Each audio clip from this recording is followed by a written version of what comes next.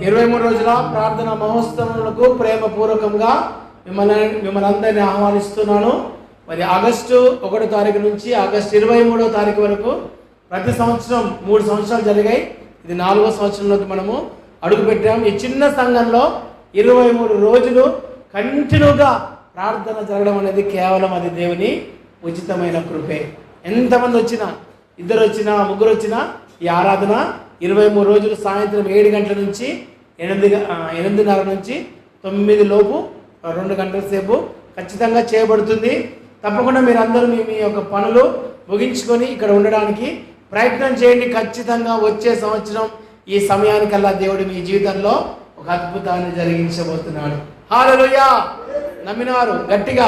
పెళ్లి కాని వాళ్ళకి పెళ్లి అవుతుంది, ఇల్లు సగం కట్టిన వాళ్ళకు కంప్లీట్ అవుతుంది, బాధలో ఉన్న వాళ్ళకి బాధలు తొలగిపోతాయి, అప్పులు ఉన్న వాళ్ళకి తొలగిపోతాయి. ఎందుకంటే దేవుని దగ్గరికి మంచి మనసుతో మీరు వచ్చారు కాబట్టి దేవుడు మిమ్మల్ని ఆకాశం నుండి చూస్తూ ఉన్నాడు. మీ సమస్యను, ప్రతి సమస్యను ఆయన విడుదల కలిగించే దేవుడుగా ఉంటున్నాడు. హల్లెలూయా. దేవుని నామానికి స్తోత్రం కలుగును గాక. మత్తయి సువార్త 18వ అధ్యాయము 7వ వచనం.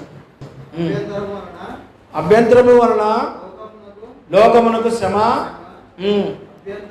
అభ్యంతరములు రాక తప్పవు గాని ఎవని వలన అభ్యంతరము వచ్చినో ఆ మనుష్యునికి శ్రమ.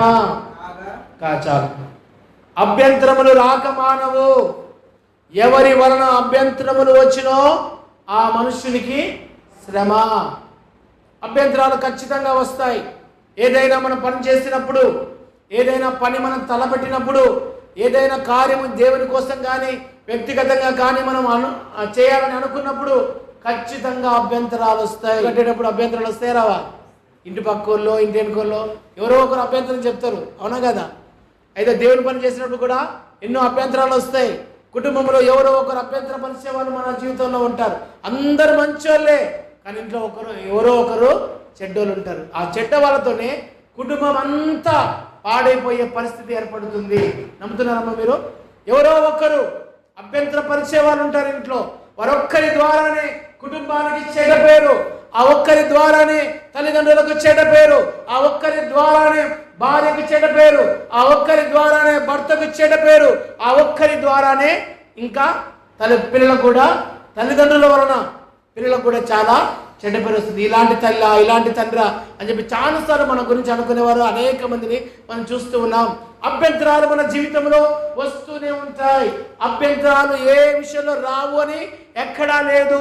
నువ్వు చేసే ఉద్యోగంలో నీకు అభ్యంతరం ఉండొచ్చు, నువ్వు చేసే పరిచయలో నీకు అభ్యంతరం ఉండొచ్చు, నువ్వు చేసే ఉద్యోగంలో అనేక రకాలైన మనల్ని ఓర్చలేని వారు అనేక మంది మన మీద అభ్యంతరపడవచ్చు. అనేక మంది మనల్ని అభ్యంతరపడుస్తూ ఉంటారు. చాలా మంది మన ఎదుగుదలను ఓర్చుకోలేక అనేక మంది ఏం చేస్తారంటే మనల్ని వెనకకు లాగుతూ ఉంటారు. నిందలేసి నానా రకాలుగా ఇబ్బంది పెట్టి మనం ఎంతగానో బాధ పెట్టాలని అనేక మంది మనం ప్రయత్నం చేస్తూ ఉంటారు. అభ్యంతరములు రాక మానవు.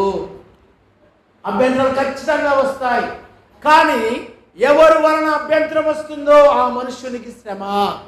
ఎవరైతే మిమ్మల్ని ఇబ్బంది పెడతారో, ఎవరైతే మిమ్మల్ని బాధ పెడతారో, ఎవరైతే మిమ్మల్ని దుఃఖ పెడతారో, ఎవరైతే మీ మీద నిందలు వేస్తారో, ఎవరైతే మిమ్మల్ని అవమానపరుస్తారో, ఎవరైతే మిమ్మల్ని మీ యొక్క విలువ తీయాలని ప్రయత్నం చేస్తారో, ఎవరైతే మిమ్మల్ని వాళ్ళు మమ్మల్ని ఏమి చేయగలరు, వాళ్ళ దగ్గర బలం లేదని చెప్పి ఎవరైతే మిమ్మల్ని చులకనగా మాట్లాడతారో ఆ మనుషులకు ఏమవుతుందండి? శ్రమ కలుగుతూ ఉన్నది. హల్లెలూయా. ఏ వ్యక్తి వల్ల అభ్యంతరాలు వస్తాయో, చాలాసార్లు మన జీవితంలో కూడా మనం అభ్యంతరాలు పెట్టేవారిగా ఉంటాం అనేక సార్లు, అవునా కదా? ఒకరిని అభ్యంతరాలు పెడితే ఉంటాం, మాట ద్వారా అభ్యంతరపరుస్తాం, చూపుల ద్వారా అభ్యంతరపరుస్తాం, మన క్రియల ద్వారా కుటుంబాన్ని అభ్యంతరపరుస్తూ ఉంటాం. నిజంగా నువ్వు అభ్యంతరపరిచే వారిగా ఉంటే నీ కుటుంబానికి ఏంటండి? నీ ద్వారా శ్రమ, నీకు శ్రమ. అభ్యంతరాలు తప్పకుండా వస్తాయి, కానీ ఎవరి వలన అభ్యంతరం వస్తుందో ఏం చేయాలండి? ఆ మనుషునికి శ్రమ. మన జీవితంలో మనము అనేకమైన తప్పులు చేస్తూనే ఉన్నాం. తప్పులు చేయలేదని ఎవరైనా చెప్పగలరండి? చెప్పలేరు. నేను మంచోని ఎవరైతే ఎత్తగలరా? ఎత్తలేరు. ఏదో రకంగా మనిషి ఎప్పుడో ఒకప్పుడు ఏదో ఒక చోట మనిషి ఏం చేస్తున్నాడు? తప్పిపోతూ ఉన్నాడు. నానా రకాలుగా మనిషి ఏదో రకంగా పాపంలో పడిపోతూ ఉన్నాడు. తప్పకుండా నీ ద్వారా అభ్యంతరం అనేది వస్తూనే ఉంది. నీ కుటుంబానికి అభ్యంతరం వస్తూ ఉంది. నిజంగా నీ ద్వారా నీ కుటుంబం అవమానించబడితే నువ్వేం చేయాలండి? నీవు ఏం చేయాలి? సరిదిద్దుకోవాలి. హల్లెలూయా. నమ్ముతున్నారండి? ఎప్పుడు కొట్లాటలే కుటుంబాలు, ఎప్పుడు కొట్లాటలే, ఎప్పుడు కొట్లాటలే. ఎందుకు? కారణం ఏంటి? ఎవరో ఒకరు అభ్యంతరపరిచే వారు కుటుంబంలో ఉన్నారు. తల్లి కావచ్చు, తండ్రి కావచ్చు, కుమారుడు కావచ్చు, కుమార్తె కావచ్చు, ఎవరో ఒకరు అభ్యంతరపరిచేవారు ఉన్నారు. అందువల్ల ఏమవుతుందన్న కుటుంబాల్లో ఎప్పుడు కూడా కొట్లాటే, శ్రమే. చాలాసార్లు మన జీవితాలలో ఏం చేయాలంటే అభ్యంతరాలు మన ద్వారా వస్తే ఏం చేయాలి? మన నోటి ద్వారా అభ్యంతరం వస్తుంది. చాలాసార్లు మన క్రియల ద్వారా అభ్యంతరం వస్తుంది. మనం ఏం చేద్దాం? ఈ యొక్క 23 రోజుల ఉపవాస ప్రార్థనలో, ఆ ప్రార్థన మహోత్సవంలో నువ్వే అభ్యంతరకరంగా ఉన్నట్లయితే ఏం చేయాలి? నీవు సరిదిద్దుకోవడానికి ప్రయత్నం చేయాలి. నిజంగా ఇంకా నాలో ఏమైనా ఉంటే సరిదిద్దుకోవడానికి నేను సిద్ధంగా ఉన్నాను. నేనైతే మనుషులే కదమ్మా, మనుషులమే కదా, అంత పర్ఫెక్ట్ ఏం కాము. అనుకుంటాం పర్ఫెక్ట్ అని, అనుకుంటాం పర్ఫెక్ట్ ఉన్నాము అని, కానీ ఏదో ఒక చోట తప్పిపోతూనే ఉన్నాం. అయితే దేవుడు అంటున్నాడు, నీ అభ్యంతరాలు నువ్వేం చేయాలి? సరి చేసుకోవాలి. శ్రమ రాకుండా చూసుకో. నువ్వు అభ్యంతరపరుస్తున్నావంటే ఖచ్చితంగా నువ్వు శ్రమ పడతావు. శ్రమ. చాలా మంది ఎన్ని ఉన్నా సరిగా తినడానికి స్థితి ఉండదు, పడుకోవడానికి సరైన ప్లేస్ ఉండదు. ఎందుకు? వారి స్థితి మంచిగా లేదు. వారు అభ్యంతర పరిచేవారిగా ఉంటున్నారు కాబట్టి శ్రమల పాలవుతున్నారు. వారు అభ్యంతరాలు ఎక్కువగా వ్యక్తం చేస్తున్నారు కాబట్టి వారు అనేక రకాలుగా అభ్యంతరపరచబడుతూ ఉన్నారు, శ్రమలు అనుభవిస్తూ ఉన్నారు. హల్లెలూయా. ఒకసారి మనం పరీక్షణ చేసుకుందాం. మన వల్ల అభ్యంతరాలు వస్తే ఏం చేయాలండి? మనకు శ్రమ వస్తుందేమో. ఉద్యోగంలో మంచిగా లేమనుకో, యజమానికి ఎదిరించామనుకో, ఏమవుతుంది? శ్రమ వస్తుంది. నువ్వు క్లాస్ టీచర్కి ఎదిరించావనుకో, టీచర్ ద్వారా మనకు శ్రమ వస్తుంది. చేసే ఉద్యోగంలో ఎవరికైనా ఎదిరించామనుకో, అభ్యంతరపరిచామనుకో, ఏమొస్తుంది? శ్రమ వస్తుంది. ఆ శ్రమ రాకుండా ఉండాలంటే మనం ఏం చేద్దాం? సరి చేసుకోవడానికి ప్రయత్నం చేద్దాం. ఎవరి వలన అభ్యంతరాలు రాకమానవు, ఎవరైతే అభ్యంతరపరుస్తారో వారికి శ్రమ. లూకాసు వార్త 17వ అధ్యాయము 1వ వచనము. శిష్యులతో ఇట్లనను అభ్యంతరములు రాకపోవుట అసాధ్యము. అవి ఎవరి వలన వచ్చునో వానికి శ్రమ. అభ్యంతరములు రాకపోవుట అసాధ్యము. కొట్లాడుకోకుండా ఉన్న కుటుంబం ఉందా? ఉందండి? ఉంటుందా? సాధ్యమైనంత వరకు 99 మంది, 100 మందిలో 99 మంది కుటుంబాలు ఏమవుతాయండి? ఖచ్చితంగా ఏదో ఒక చోట ఎంత మంచిగా ఉండాలని ప్రయత్నం చేసినా అభ్యంతరాలు ఖచ్చితంగా వస్తూనే ఉంటాయి. అభ్యంతరములు రావు అని మనం ఏం చెప్పడానికి వీల్లేదు, ఖచ్చితంగా వస్తాయి. కానీ ఎవరు అభ్యంతరానికి కారణమవుతారో వారికి శ్రమ. వారికి ఏమవుతుందంట? శ్రమ. చాలాసార్లు మన నోటి వల్ల అభ్యంతరాలు వస్తూ ఉంటాయి. మార్కు సువార్త 9వ అధ్యాయము 42వ వచనము. నా యందు విశ్వాసం ఉంచు ఈ చిన్నవారిలో నొకరిని అభ్యంతరపరచు వాడెవడో వాడు మెడకు పెద్ద తిరగటి రాయి కట్టబడి సముద్రములో పడవేయుట వారికి మేలు. ఎవరైతే దేవుని దగ్గరికి వచ్చేటప్పుడు చాలా మంది అభ్యంతరపరుస్తూ ఉంటారు. ఎందుకు వెళ్తున్నావు దేవుని దగ్గరికి? అంతేనా? దేవుని దగ్గరికి వెళ్ళడం వల్ల నీకేం లాభం ఏముంది? దేవుని దగ్గరికి వెళ్ళడం వల్ల నీకు నష్టమే కదా, మనం దానికి వెళ్ళొచ్చా, దీని దగ్గరికి వెళ్ళొచ్చా అని చెప్పి చాలాసార్లు మన జీవితంలో అనేక మంది ఏం చేస్తారు? అభ్యంతరపరుస్తారు. ఎవరైతే అభ్యంతరపరుస్తున్నారో ఏం చేయాలండి? వాళ్ళంట మెడకు ఒక పెద్ద రాయి కట్టి ఏం చేయాలా? సముద్రంలో పడవేయాలి. సముద్రంలో పడవేస్తే దాని అర్థం ఏంటి? వాళ్ళు రాయి కడితే రాయి ఏం చేస్తుందంట? ఆ మనిషిని మొత్తం అడుగుకు తీసుకుపోతుంది. ఇంకా ఎప్పుడు కూడా పైకి రాడు. అభ్యంతరపరిచేవాడు లేకపోతే ఏమవుతుంది? మనం హాయిగా ఉంటాం. అంతేనే కదా? ఎవరిని అభ్యంతరపరిచబడే వాళ్ళు లేకపోతే, తాగి మన కుటుంబాలలో తాగి భయంకరంగా మనం తిట్టేవాళ్ళు లేకపోతే ఏం చేస్తామండి? హాయిగా ఉంటాం. అవునా కదా? తిన్నది పేగి పడుతుంది, మంచిగా కంటి నిండా నిద్రపోవచ్చు, గొరకబెట్టి. అంతేనా? ఒకవేళ ఎవరో ఒకరు అభ్యంతరపరిచే వాళ్ళు ఉన్నారనుకో, నిద్ర పడుతుందా? అస్సలు ఎప్పుడు వస్తారో, ఎప్పుడు కొడుతారో అని చెప్పి ఎప్పుడు కూడా మేలుకోగానే ఉండాల్సి వస్తుంది. చూడండి, మన జీవితాల్లో నేను అభ్యంతరపరిచేవారు ఎవరో, ప్రభా అభ్యంతరపరిచేవారు నా నుండి దూరపరచు.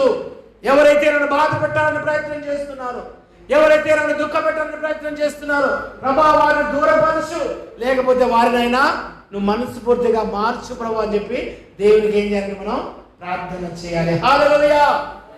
అభ్యంతరములు వస్తూనే ఉంటాయి. ఎవరైతే అభ్యంతరములు వస్తాయో వారిని మెడకి ఏం చేయాలంట, పెద్ద అంత రాయి మనం మోస్తామా? గింత రాయి మోయడమే కష్టం. ఆయనకి కట్టిన దాకా ఆడు ఊకుంటాడా, ఇట్టి అనుకొని ఎప్పుడో వెళ్ళిపోతాడు. అయినా సరే వారిని ఏం చేయాలంట, మెడకు రాయి కట్టి సముద్రంలో పడవేస్తాడు. ఎప్పుడు కూడా అట్లా అంటే ఆ రాయి అనేది వాళ్ళ దేవుని దగ్గరికి వచ్చినట్లయితే వాళ్ళు ఎంతో మార్పు అనేది వస్తుంది. రాయి బండ దేవునికి యేసు ప్రభుకు సాదృశ్యము. ఈ యేసు ప్రభుని వారికి పరిచయం చేపిస్తే ఆ వ్యక్తులు ఏం చేస్తారంట, మారతారు. వాళ్ళలో మార్పు వస్తుంది.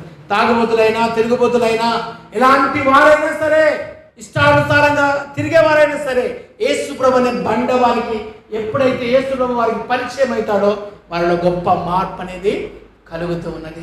ఒకప్పుడు మనందరం అన్ని తప్పులు చేసిన వారని, అవునా కదా?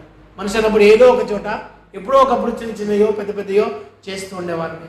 అయితే యేసు ప్రభు మనకు పరిచయం అయిన తర్వాత ఇప్పుడు చాలా జాగ్రత్తగా ఉన్నామా లేదా? అంతేనా? కొంతవరకన్నా, మొత్తం మారకపోయినా కొంతవరకైనా మనలో ఒక తృప్తి అనేది, ప్రశాంతత అనేది ఉన్నది. అవునా కదా శైలిలో? కొంతవరకైనా మనకు ఒక తృప్తి అనేది మనలో ఉన్నది.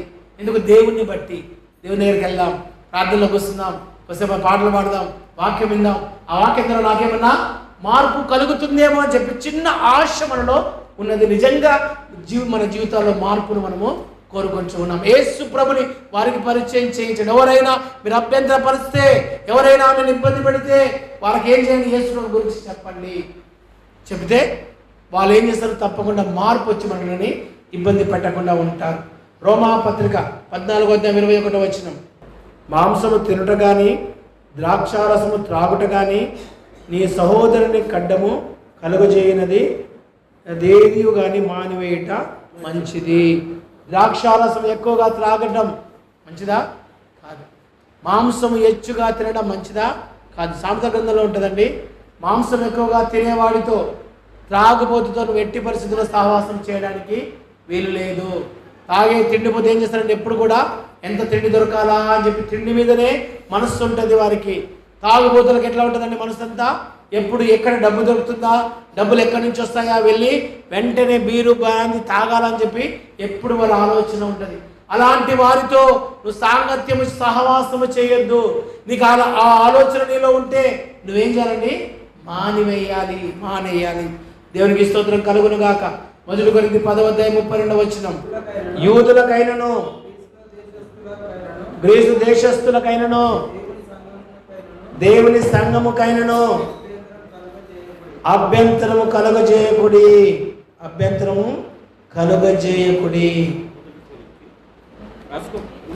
యూదులకైనను గ్రీసు దేశస్థులకైనను దేవుని సంఘమునకైనను అభ్యంతరము కలుగజేయకుడి. హల్లెలూయా. దేవునికి స్తోత్రం కలుగును గాక. గ్రీకు దేశస్థులకైనను అభ్యంతరం చేయొద్దు. అంతేనా? దేవుని సంఘానికి అభ్యంతరపరచొద్దు. ఏందది? గ్రీకు దేశస్థులకైనను యూదులకైనను ఇంకా ఎవరికండి, సంఘమునకైనను అభ్యంతరపరచొద్దు. దేవుడు చెప్తున్నాడు, చాలా మంది సంఘాన్ని ఆటంకపరిచేవారు అనేక మంది ఉంటారండి. చాలా మంది దేవుని మందిరాన్ని ఆటంకపరిచేవారు అనేక మంది మనం చూస్తూ ఉన్నాం. ప్రార్థించిన ఆటంకమే, దేవుని మందిరానికి వచ్చిన ఆటంకమే. చాలా మంది దేవుని మందిరాన్ని ఆటంకపరుస్తూ ఉంటారు. బైబిల్ ఏం చెప్తుందండి? పౌలు కొరింథీయులు రాసిన సంఘానికి రాసేమన్నాడు, మీరు సంఘాన్ని ఆటంకపరచొద్దు. సంఘము నాది అనే హక్కు నీకు నాకు లేదు. సంఘం ఎవరిది? దేవునిది. ఎవరిదండి సంఘం? దేవునిది. ఇదంతా ఎవరిదండి? దేవునిది. యేసు ప్రభుది. జాన్ పాస్టర్ గారి కాదు, జెరోం పాస్టర్ ఎవరిది కాదు. ఎవరిది? కేవలం మేము పనుల్లో ఉన్నంత కాలం మేము ఉంటాం. దేవుడు వెళ్ళిపోమంటే ఇక్కడ నుంచి ఇంకో చోటికి వెళ్ళిపోవడానికి సిద్ధమే. ఇదంతా ఎవరిది? దేవునిది. హల్లెలూయా. సంఘం యేసు ప్రభు మనుషుల కోసమే, ప్రతి పాపి కోసమే ఆయన మరణించి తిరిగి లేచి 3వ దినమున ప్రాణము పెట్టి లేచిన గొప్ప దేవుడు. ఆ యేసు ప్రభుని బట్టి మనందరం ఇక్కడ ఉన్నాం, కానీ పాస్టర్ గారిని బట్టి కాదు. అంతేనా? పాస్టర్ గారిని బట్టి కాదు. ఎవరిని బట్టి మనం అందరం ఇక్కడ ఉన్నాం? దేవుని బట్టి మనం అందరం ఇక్కడ ఉన్నాం. సంఘాన్ని అభ్యంతరపరచొద్దు. సంఘము నాది అనేవాడు శాపగ్రస్తుడు. సంఘం ఎవరిది? దేవునిది. దేవునికే చెందాలి. కేవలం నీ పేరు విన్నంత మాత్రాన సంఘం ఆస్తి నీది కాదు. ఎవరిది? దేవునిది. హల్లెలూయా. ఆటంకపరచొద్దు సంఘాన్ని. నీ ఇష్టం ఉంటే రా, లేకపోతే రాకు అనే హక్కు మాకు లేదు. ఎవరైతే ఆ మాట పలుకుతారో దేవుడు చూస్తున్నాడు పైనుంచి వారిని. అవునంటారా? నీ ఇష్టం ఉంటే రా, లేకపోతే లేదు. కాదు ఇది పనికి. నీ ఇష్టం ఉంటే రా, లేకపోతే రాను. నీ ఇష్టం ఉంటే రా పని, లేకపోతే పని మానే అనొచ్చు. దేవుని మందిరానికి ఎవరైనా ప్రతి ఒక్కరు రావచ్చు, ప్రతి ఒక్కరు ఆరాధించవచ్చు, ప్రతి ఒక్కరు దేవుని సన్నిధిలో నిలబడి ఆయన ఆరాధించుకునే స్వేచ్ఛను దేవుడు మనకు అనుగ్రహించాడు. హల్లెలూయా. సంఘాన్ని ఆటంకపరచొద్దమ్మా. దేవుని మందిరాన్ని ఆటంకపరచొద్దు. వాళ్ళు ఏమో అనుకుంటున్నారు, ఏమి చేస్తారు అనుకుంటున్నారు వాళ్ళు మా గురించి, ఏమి చేయగలరు వారు మా గురించి అనుకుంటవచ్చు. కానీ ఇదంతా ఎవరిది? దేవునిది. దేవుని సంఘాన్ని ముట్టుకుంటే ఎవరు ముట్టుకున్నట్టండి? దేవుని ముట్టుకున్నట్టే. సేవకుని ముట్టుకుంటే ఎవరు ముట్టుకున్నట్టు? దేవుని కనుగుడ్డును ముట్టుకున్నట్టు. దేవుడు చూస్తూ ఊరుకునే దేవుడు కాదు. సంఘాన్ని బాధపడిన వారు, సంఘాన్ని ఇబ్బంది పడిన వారు బాగుపడినట్టుగా చరిత్రలో లేరు. కుటుంబాలు ఏమైనా పోయినాయండి? మాయమైపోయినాయి. ఏదైనా దేవుని మందిరం ఉందంటే, అమ్మా నేను నాకు పైసలు లేవు, అక్కడ స్థలం కొనాలంటే ఏం చేస్తారు చాలామంది? అయ్యా నేను ఇస్తా, తీసుకుపోయి స్థలం కొను, దేవుని మందిరం ఆరాధన చేయని ఇస్తారు చాలామంది. తెలుసా? ఉన్న దాంట్లో లేని దాంట్లో మందిరం కడుతున్నానంటే వాళ్ళకు తగినంత స్తోమతను ఇస్తారు దేవునికి ఇచ్చి మందిరం నిలబడాలని వాళ్ళు చాలామంది ఆశపడతారు. కానీ చాలామంది ఎలా ఉన్నారు? సంఘం ఎటుపోయినా పర్లేదు మాకు, అంతేనా? సంఘం ఎటుపోయినా పర్లేదు, మీరు రాకపోయినా పర్లేదు, మీరు బయట పోయి ఆరాధన చేసుకోండి, మీరు రాకపోయినా పర్లేదు, కానీ ఈ ప్రాపర్టీ మాత్రం ఎవరిది? నాది. ఎవరిది? నాది. ఎవరిదండి? నాది. ఎవరిది? నాదా? కాదు. నాది అంటే దేవుడు ఏం చేస్తాడు? నీ సంఘం చూస్తాను, దేవుడు చూస్తాడు. అవునా కదా? దేవునికే చెందాలి. దేవునికే చెందాలి. హల్లెలూయా. దేవునికి స్తోత్రం కలుగును గాక. సంఘాన్ని ఆటంకపరచొద్దు. నువ్వు సంఘాన్ని ఆటంకపరిస్తే నీకు అనేకమైన శ్రమలు విస్తరిస్తాయి. దేవుని మందిరంతో ఆటలాడొద్దు, సేవకునితో ఆటలాడొద్దు. నీ ఇష్టము కాదు ఇది. పరిచయం ఎవరిదండి? దేవునిది. 2000 సంవత్సరాల నుంచి ఈ పరిచయం కొనసాగుతూనే ఉన్నది. నిరాటంకంగా కొనసాగుతూనే ఉన్నది. ఇంకా ప్రభువు వచ్చేంత వరకు కొనసాగుతూనే ఉంటుంది. హల్లెలూయా. బ్రిటిష్ వారండి మన ఇండియా వచ్చినప్పుడు మంచి చోట్ల చక్కటి పెద్ద మందిరాలు కట్టించి మన ఇండియా వారికి అప్పగించి వెళ్ళిపోయారు. మీరే చేసుకోండి అని చెప్పి. ఏంటంటే మీరే మంచిగా చేసుకోండి, దేవుని పరిచయం చేయండి, అనేకులకు సహాయం చేయండి అని చెప్పి చాలా డబ్బు ఇచ్చి మందిరాలు ఇచ్చి ఇంకా పంపిస్తూనే ఉన్నారు చాలా మందికి డబ్బు. ఆ డబ్బు అంతా ఏమైపోతుంది? ఇప్పుడున్న సేవకులు సరిగా చేయట్లేదు సేవ. మందిరం ఉంటే నాది, డబ్బు ఉంటే నాది, కుర్చీలు నావి, మైకు నాది, ఇంకా ఆ బాక్స్ నాది, ఈ బల్ల నాది, ఈ కుర్చీ నాది అని చెప్పి కోపం చెప్పుకోగల, ఆ సోఫా నాది అంతేనా? ఇంకా ఇది నాది, ఇది కాదు, ఇదంతవరకు అండి. ఇక్కడున్నది ఏదైనా సరే ఎవరిది? దేవునిది. హల్లెలూయా. హల్లెలూయా. అంతా దేవునిది, దేవునికే చెందాలి. దేవుని మనకి సమస్తమైన మహిమ కలుగును గాక. హల్లెలూయా. 2 కొరింథీ 6:3. 2 కొరింథీ 6:3 మా పరిచర్య నిందింపబడకుండా నిమిత్తము ఏ విషయంలోనైనను అభ్యంతరమేమీ కలుగజేయక శ్రమలయందు ఇబ్బందుల యందును దెబ్బల యందును చెరసాలలోను అల్లర్లలోను ప్రయాసములలోను జాగారములలోను ఉపవాసములలోను మిగుల గలవారమై పవిత్రతోను జ్ఞానముతోను దీర్ఘశాంతముతోను దయతోను పరిశుద్ధాత్మ వలనను నిష్కపటమైన ప్రేమతోను సత్యవాక్యము చెప్పుట వలనను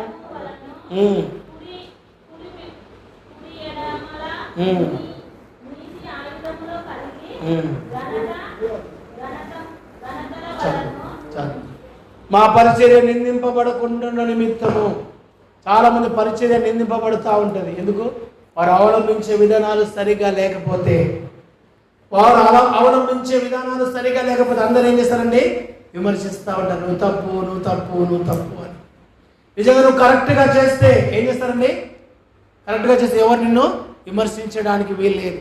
కొంతమంది మంచిగా చేసినా విమర్శిస్తారండి, అది మన దానికి సంబంధం లేదు. కానీ మనమైతే అన్ని విషయాలలో మన పరిచర్య నిందింపబడకుండా ఉండాలి.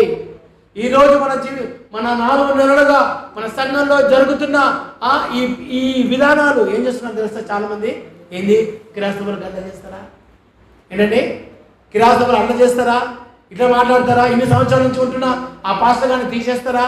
ఇన్ని సంవత్సరాల నుంచి 42 సంవత్సరాలుగా ఆయన ఎంతో నమ్మకంగా గ్రామంలో పరిచయం చేస్తూ ఉన్న వ్యక్తిని ఏ అధికారంతో వారు తీసేస్తారు? చేసేది దేవుని పరిచర్య కదా. ఇన్ని సంవత్సరాలు ఆయన ఉంటేనే అక్కడ సంఘం నిలబడ్డది. నువ్వు మా ఊరోడివి, మాకు సంబంధించిన వాడు, ఎవరు నిన్ను ఇక్కడికి వచ్చి నిన్ను తీసేయడానికి ఎవరు అని చెప్పి వాళ్ళు చేసే పరిచయం ఏం చేస్తున్నారని చాలామంది నిందిస్తూ ఉన్నారు. అందుకే మనము చాలా విషయాలలో ఓర్పు గలవారమై ఉన్నాం కాబట్టి ఇన్ని సంవత్సరాలు పరిచయంలో కొనసాగడానికి వీలు కల్పించాడు దేవుడు. హల్లెలూయా. మన పరిచయం నిందింపబడకుండా ఉండాలి, నిందలు రాకుండా ఉండాలి. చాలా విషయాలు మనం చాలా జాగ్రత్తగా ప్రభు సన్నిధిలో ముందుకు సాగిపోవాలి. ఏం చేస్తూ ఉన్నాం? స్టేజీలోకి ఏమో చాలాసార్లు ఏం చేస్తాం తెలుసా? చాలాసార్లు ఏం చేస్తామండి మనం? సేవలు ఏం చేస్తాం? ఏ లోకం ఏది శాశ్వతం కాదు, ఆస్తులు ఏమి శాశ్వతం కాదు, డబ్బు శాశ్వతం కాదని బోధించి మళ్ళీ బయటికి వెళ్ళిన తర్వాత ఏంది? ఆ ఆస్తుల కోసమే పోట్లాట. అంతేనా? ఆ డబ్బు కోసమే పోట్లాట, ఆ డబ్బు కోసమే ఇబ్బంది, ఇతరులను ఇబ్బంది పెట్టడం, ఆ డబ్బు కోసమే ఇతరులను చాలా నష్టం చేయడం, ఆ డబ్బు కోసమే అనేక మందిని ఇబ్బంది పెట్టడం అనేది మనం చూస్తూ ఉంటున్నాం. కానీ మన పరిచయం నిందింపబడకుండా ఉండాలి. నువ్వు చేసేది ఏదైనా దేవునికి మహిమకరంగా ఉండాలి. హల్లెలూయా. ఓర్పు సహనముతో అభ్యంతరము కలగ శ్రమయందును, ఇబ్బందుల్లో, ఇరుకుల్లో, దెబ్బల యందును, చెరసాలలో, అల్లర్లలో, ప్రయాసములో, జాగారములో, ఉపవాసములో. జాగారం అంటే రాత్రంతా జాగారం చేయడం, ఉపవాసాలు. మనం ఉపవాస ప్రార్థన చేస్తూ ఉన్నాం. ఇవన్నీ ఎందుకు సేవకుని చేస్తున్నాం తెలుసా? సంఘాన్ని కాపాడుకోవడానికి. సంఘం అంటే గోడలు కాదు, సంఘం అంటే విశ్వాసులు. సంఘం అంటే ఆస్తి కాదు. సంఘం అంటే ఎవరండి? విశ్వాసుని ప్రభు సన్నిధిలోకి చేర్చాలి. మంచి మాటల ద్వారా యేసు ప్రభు యొక్క జనన మరణ పునరుద్ధానం వరకు వివరించి ఏం చేయాలి? వారందరినీ ప్రభు సన్నిధిలోకి మరణ పర్యంతరం అందరూ ఎక్కడ చేర్చాలండి? దేవుని సన్నిధికి చేర్చాలి. అది ఇక్కడ జరగాల్సింది. కానీ ఈ రోజులలో ఎక్కువగా ఇబ్బందికరమైన పరిస్థితులు వచ్చాయి. అంతేనా? 42 సంవత్సరాలు ఎప్పుడు మా మీద జరగలేదే దాడి. ఈ మధ్యనే ఏమవుతుందండి? దాడి జరుగుతూ ఉన్నది. ఏం దాడి? పోలీస్ స్టేషన్లో కేసు పెట్టాలా? ఎందుకు? ఆ ప్రాపర్టీ మాది, ప్రాపర్టీ మాది. అంతేనా? ఇన్ని సంవత్సరాలు కాపాడినోడు ఎటన పోని కేవలం నా పేరునంత మాత్రాన అది నాది అనొచ్చా? దేవునిది దేవునికే చెందాలి. ఆ ఆస్తి కోసమే కోర్టులో కేసు. కోర్టు ఇన్ని రోజులు కష్టపడి 1500కు పని చేసింది ఎటో పోయింది. రేట్లు పెరుగుతున్నాయి. ఇక్కడ మంచి స్థలం ఉంది, చక్కగా ఉంది అనేసరికి ఇప్పుడు వాళ్ళు ఆక్రమించుకొని అమ్ముకోవాలని ప్రయత్నం చేస్తూ ఉన్నారు. ఆక్రమించుకొని, సంఘాన్ని ఆక్రమించుకొని అది బయటి రేటుకి అమ్ముకొని వెళ్ళిపోవాలని ఎన్ని కట్టుకథలే. ఇక్కడ హాస్పిటల్ కడతారంట, కట్టుకథ. అంతేనా? ఇక్కడ స్కూల్ కడతారంట, ఒక కట్టుకథ. ఇన్ని సంవత్సరాలు పేద సేవకునికి 1500 కంటే జీతం ఎక్కువగా ఇవ్వలేని వాళ్ళు ఏ విధంగా ఇంత పెద్ద హాస్పిటల్ కట్టించి అందరికీ సేవ చేస్తారా? నమ్ముతారా? ఎవరు నమ్మడానికి వీల్లేదు. నమ్మరా? అస్సలు నమ్మడానికి వీల్లేదు. అంటే 4 లక్షలు తక్కువ ఉన్నాయని మేము బతిలాడితే, గోజాడితే, చేతులు పట్టుకున్నా సరే వాళ్ళు కనికరం లేకుండా వదిలిపెట్టకుండా మా మీద కోర్టులో కేసు వేశారండి 4 లక్షల కోసం. అలాంటి వాళ్ళు వచ్చి ఇక్కడ హాస్పిటల్ కట్టించి ప్రజలందరికీ సేవ చేస్తారంట. వాళ్ళకి అవసరం? అన్ని కట్టుకథలు, అబద్ధాలే. ఈ రోజులలో చాలా జరుగుతుంది ఇట్లనే. మేము ఓర్పుతో ఉన్నాం దేవుని పరిచర్యలో, ఓర్పుతో దేవుని సన్నిధిలో మనం ముందుకెళ్తూ ఉన్నాం. దేవుడే ప్రతి ఒక్కటి చూసుకుంటాడని. హల్లెలూయా. దేవుడి నామానికి సమస్తమైన మహిమ కలుగును గాక. చూడండి ఒక మాట మరి అడ్డుపెట్టి ఎజ్రా గ్రంథము 4వ అధ్యాయం 4వ వచనం. ఎజ్రా 4:3 కూడా ఆజ్ఞ ప్రకారం ఇశ్రాయేలు దేవుడైన యెహోవాకు మందిరము కట్టుదుమనుకొని వారితో చెప్పిరి. దేశపు జనులు యూదా వంశస్థుల వారి ఇబ్బంది కలుగజేసి కట్టుచున్న వారిని బాధపరిచిరి. అక్కడ మందిరం కడితే ఏం చేస్తున్నారంటే వాళ్ళు బాధపరుస్తూ ఉన్నారు. దేవుని మందిరం కట్టబడేటప్పుడు వాళ్ళు ఏం చేస్తున్నారంటే కొంతమంది బాధపరుస్తూ ఉన్నారు. కట్టేవారిని బాధ పెడుతున్నారు, కట్టేవారిని ఎంతో ఇబ్బంది పెడుతున్నారు. ఎందుకు దేవుని మందిరాన్ని కట్టాలి అని. నిజంగా దేవుని మందిరం నిర్మించబడితే ఆ మందిరం ద్వారా అనేక మంది కొత్త జనులు దేవుని సన్నిధిలోకి వస్తారు. ఆ మందిరంలో ప్రార్థనలు జరుగుతూ ఉంటాయి. ఆ ప్రార్థనలు అనేకులకు దీవెనకరంగా, ఆశీర్వాదకరంగా, గ్రామానికి ఆశీర్వాదకరంగా, కుటుంబాలకు ఆశీర్వాదకరంగా, సంఘానికి ఆశీర్వాదకరంగా ఉండడం వల్ల అనేక మంది స్వస్థత పొందుకొని రక్షణ పొంది మారుమనసు పొందుకుంటారు. చూడండి, చాలా మంది బాధపరిచేవారు మందిరం కడుతున్నాము అంటే. ఎప్పుడైతే మందిరం కడుతున్నామన్న వార్త వాళ్ళకి చేరిందో ఏం చేస్తున్నదో అప్పటి నుంచి మమ్మల్ని బాధ పెట్టడం మొదలుపెట్టారు. అయ్యో మాలాగానే వాడు కూడా పరిచయం చేస్తున్నాడు, కొడుకు లాంటోడు, సేవ చేసుకొని ఆలోచన లేదు, సేవ చేసుకొని ఆలోచన లేదు. ఏం చేస్తున్నాడు, మందిరం కడతామని ఎప్పుడైతే నేను ఆయనకు చెప్పానో అప్పటి నుండి ఈ శోధన మొదలైనవి. చూడండి, సేమ్ ఇక్కడ అట్నే జరుగుతుంది. ఎజ్రా 3వ అధ్యాయం, యెహోవాకు మందిరం కట్టుద్దాం అనుకొని వారితో చెప్పిరి. ఐగుప్తు జనులు యూదా వంశస్థులను ఇబ్బంది కలుగజేసి కట్టుచున్న వారిని బాధపరిచిరి. దేవుని మందిరాన్ని కట్టకుండా ఆపు చేసిన వారికి శ్రమలు ఏమవుతాయండి, విస్తరిస్తాయి. హల్లెలూయా. దేవుని కుటుంబాన్ని బాధపెట్టిన వాడు, దేవుని సంఘాన్ని బాధపెట్టిన వాడు, దేవుని మందిరాన్ని నిర్మించడానికి అడ్డుపడిన వాని జీవితాలు ఎలా ఉంటాయో తెలుసా? వాళ్ళ జీవితాలు ఏం ఆశీర్వాదకరంగా ఉండవు. ఉంటాయా? అస్సలు ఉండవు. నువ్వు దేవుడి మందిరాన్ని కట్టేటప్పుడు చాతనైతే నువ్వు సహాయం చేయి, చాతనైతే నువ్వు ఇవ్వగలిగితే ఏదైనా ఇవ్వు, కానీ కట్టే వారిని బాధ పెట్టొద్దు. దేవుడు ఏం చేస్తున్నాడండి? మనుషులకు మందిరం కాదు మనం కట్టేది. ఎవరికి? దేవునికి కడుతున్నాం. దేవుని మందిరం. ఆ మందిరంలో ఆయన ఉంటాడు, ప్రార్థనలు వింటాడు, ప్రతిఫలాదిస్తాడు. అక్కడ మందిరం కట్టబడితే ఆ మందిరం ద్వారా అనేక మంది దేవుని తెలుసుకొని కొత్త ఆత్మలు దేవుని సన్నిధిలోకి రావడానికి వీలుగా ఉంటుంది. హల్లెలూయా. బాధపరిచిన వారికి శ్రమ. ఎవరికండి? బాధపరిచిన వారికి శ్రమ. ఎవరైతే అడ్డుపడుతున్నారో వానికి శ్రమ. ఎవరైతే మీరు రావద్దు అంటున్నారో వానికి శ్రమ. ఎవరైతే ఇది బాధ అంటున్నారో వాళ్ళకు శ్రమ, శ్రమ, శ్రమ. హల్లెలూయా. దేవునికి స్తోత్రం కలుగును గాక. దేవుని నామానికి మహిమ కలుగును గాక. నెహెమ్యా 4వ అధ్యాయం 8వ వచనం, మిగుల కోపపడి యెరూషలేము మీదికి యుద్ధమునకు వచ్చి పని ఆటంకపరచవలని వారందరూ కట్టుకట్టి మమ్మల్ని కలవరపరచగా మేము మా దేవుని ప్రార్థన చేసి వారి భయము చేత రాత్రి పగలు కావలి ఉంచితిమి. దేవుని మందిరాన్ని కట్టాలి అనుకున్నప్పుడు చాలామంది ఆటంకపరుస్తూ ఉన్నారు. నెహెమ్యా గ్రంథంలో వాళ్ళందరూ ఏం చేశారంట? దేవుని ఆశ్రయించారు. ఎవరికి? మా దేవుని దగ్గరికి వెళ్ళి మేము ప్రార్థన చేసి వారి భయము చేత రాత్రింబగలు మేము కావలిగా ఉంటిమి.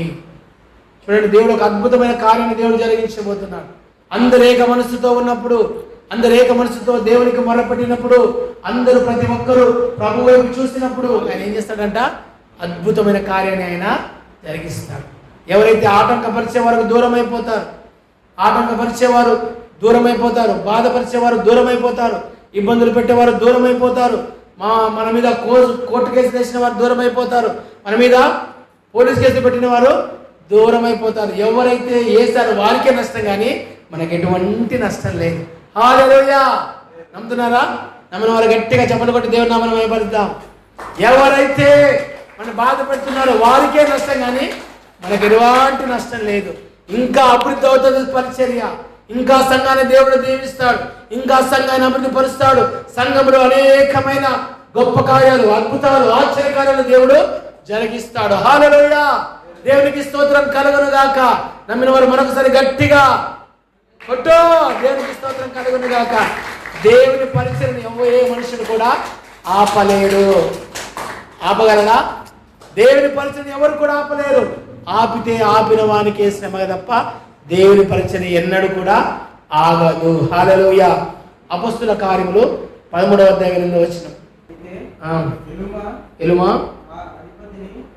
విశ్వాసము నుండి తొలగింపవలెనని యత్నము చేసి వారిని ఎదిరించెను.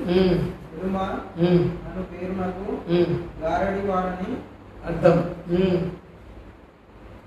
అందుకు పౌలు అనబడిన సౌలు పరిశుద్ధాత్మలో నిండినవాడై అతని తేరి చూచి సమస్త కపటముతోను సమస్త దుర్మార్గముతోను నిండినవాడా, అపవాది కుమారుడా, సమస్త నీతికి విరోధి, నీవు ప్రభు యొక్క తిన్నని మార్గములు చెడగొట్టుట మానవా, ఎత్తి ఉన్నాడు. నీవు కొంతకాలము గుడ్డివాడవై సూర్యుని చూడకుందువని చెప్పెను. వెంటనే మబ్బు చీకటియు అతని కమ్మెను. కనుక అతడు తిరుగుచు ఎవరైనా చేయి పట్టుకొని నడిపిద్దురాని వెదకుచూ ఉండెను. చాలు. ఎలుమా అనే ఒక వ్యక్తి ఉన్నాడండి. ఏం చేస్తున్నాడు? ఆయన పరిచర్య ఆటంకపరుస్తూ ఉన్నాడు. ఏం చేస్తున్నాడంట? పరిచర్య చేసేవారిని ఆయన ఆటంకపరుస్తూ ఉన్నాడు, ఎదిరిస్తూ ఉన్నాడు. ఎలుమా అనే పేరునకు గారడివాడని అర్థం. ఎలుమా అంటే ఎవరండి? గారడివాడు. గారడీలు చేస్తారు మనుషుల ముందు, అంతేనా? మనుషులను మెప్పించాలని అబద్ధాలు ఆడతారు.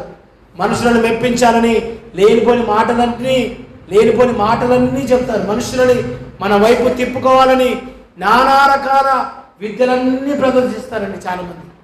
అయితే పౌలు పరిశుద్ధాత్మతో నింపబడిన వాడై ఏం చేస్తాడు తెలుసు? ఇక్కడ పౌలు పరిశుద్ధాత్మతో నింపబడిన వాడై అతన్ని తేరి చూచి, ఎందుకంటే పరిశుద్ధాత్మతో నింపబడిన వారికి ఎదుటివారు ఎలాంటి వారో తెలుస్తుంది, ఏ ఉద్దేశంతో ఉన్నారో తెలుస్తుంది. ఎదుటివారు కపటముతో ఉన్నారా, మంచి మనసుతో ఉన్నారా గ్రహించగలగడానికి వీలు కలుగుతుంది. నిజంగా వారు చెప్పేది నిజమేనా, నిజంగా వారు చెప్పేది సత్యమేనా, నిజంగా వారు దేవుని కుమారులేనా అనేది ఖచ్చితంగా తెలుస్తూ ఉంది. అయితే పౌలు పరిశుద్ధాత్మతో నింపబడిన వాడై ఎలుమా వైపు చూస్తూ అంటున్నాడు. ఏమంటున్నాడండి? ఎలుమా వైపు చూస్తే ఏమంటున్నాడు? ఏమని? సమస్త కపటముతోనూ సమస్త దుర్మార్గతతోనూ నిండినవాడా, అపవాది కుమారుడా, సమస్త నీతికి విరోధి. ఎవడంటాడు?